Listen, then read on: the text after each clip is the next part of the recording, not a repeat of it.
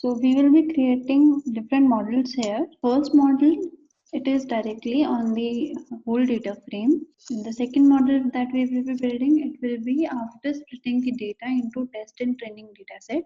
And third will be after checking the variables, which one is significant, which is not, and keeping only those variables that are significant. So first, let's build a model on all the independent variables and whole data set. So when we want to create a model, we use the function GLM inside that inside the bracket. The first thing we mention is the dependent variable. In our case, it is the admit, that is the factor which will tell you whether the student is selected or not, that we are predicting. All the independent variables, then the name of the data frame and family. So if you want to know what is family here, what does it describe, you can always get help from R by questioning in GLM, and you will get a help here. You will get the whole formula and description of that formula. So we are checking family here. So family is a description of errors, error distribution and link function to be used in the model. For GLM, this can be a character string naming a family function, resulting to call a family function.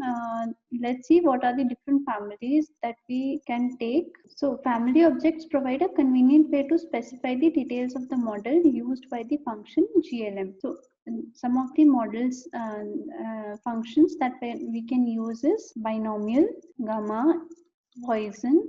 It depends upon the type of data you are using. For now, as we are using a normal data frame and making a logical relationship, so for that we are using a binomial family function here. So let's execute the command and create the data. So let's execute the command and checking the summary of the model.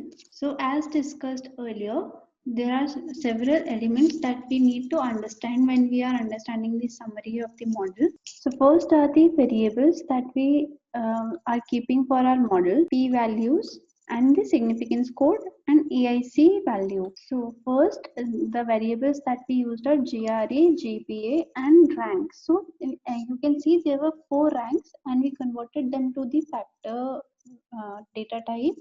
So every rank became a category here, and the significance code here, they can tell you how significant a variable is in our model.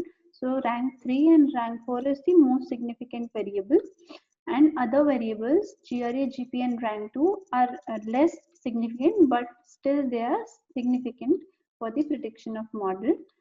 And the AIC of this model is 470.5. So let's create one more model wherein we will be distributing the data into training and test data set, and let's check if there is any change in the AIC value of this model, and also if there is any change in the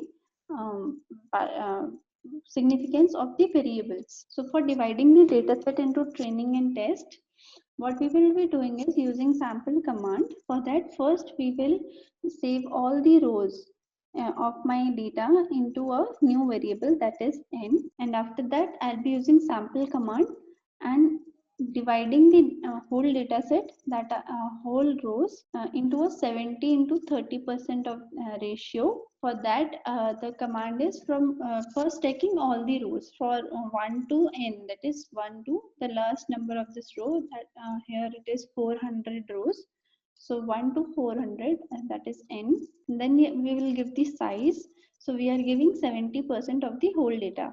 And replace, we are taking it false because we want each and every record of this data set to be used. So we are not replacing any of the record for our 70% or 30% data. So let's execute this command. Now we are subsetting the data set, the whole my data set. So the first variable is train, that is for the training data set on which we will be building our model, and next variable will be for test, in which we will be predicting our values from the model we will be building. So for training data set, from the whole data, that is the name of my data frame, for subsetting I am using bracket notations, and within brackets I am specifying the list of rows that are saved in sample variable here, that are the 70% of the whole data set. Next it is the test. So except the rows that are saved in training, the rest will be saved in test data set. I'm using a minus sign with sample here to eliminate all the rows that are saved in training data set. Now that I have created divided and created different data sets for our model, we will be building a second model. So I am saving the modeling model in log R1, again using the function glm. This time I will be using dataset as train and execute the command. So let's check the summary of this model. Now you can see the AIC of the whole model has decreased, which means it is a better way to create a model. As we know, lesser the AIC, the better the model it will be. Now let's check the variables that we want to keep in our model or not. So here you can see GRE, it has become more significant, and rank 4 and rank 3 are also significant. Even rank 2 is significant because you can see there is dot here, which means it is a slightly significant variable. But GPA here, which is a insignificant factor, because the value of P here is more than 0.05, which is very the value is very high here, 0.38. So we will be removing this value and will again build a model to get a significant prediction. Before that, what we can do is, as we have created a model here, let's also check the accuracy of this model and predict the values if this model gives us a better prediction, or if after removing a variable there will be better prediction. So for predicting, the command that will be used is predict. The command that is used for prediction is predict. I am saving those variables in predicted. Within the function predict, the first thing we mention is the model of the model that I have saved in log R1. So it is the model that I have created on training data set. Next we will be mentioning new data. So new data here is the test data set that we have created. So what we have done is we are building a model on training data set and predicting it with test data set. And type here is response. So what is response? Let's again get help from R, and you can see what is predict whole tells you. So here you can see if you check predict, there is help, but there is a general help that we are getting. Below you can see there is predict.glm that we want here. So let's click it, and here is the formula that you will be using for predict. The most needed objects in this are first the data, the model that we created, the data frame that we are using, and then the type. So type can be of link, response, and terms. So how do we decide which to select? Here is the details for that. The type of prediction required, the default is on the scale of linear prediction. The alternative response is on the scale of response variable. Thus, the default binomial model and the detailed prediction are of log odds. So they are probabilities. Response gives the prediction probability. So what we want is, we want our response to be in the form of prediction, in the form of probabilities. So therefore we are taking response as a data type here, as a type for our prediction here. So we have executed the command.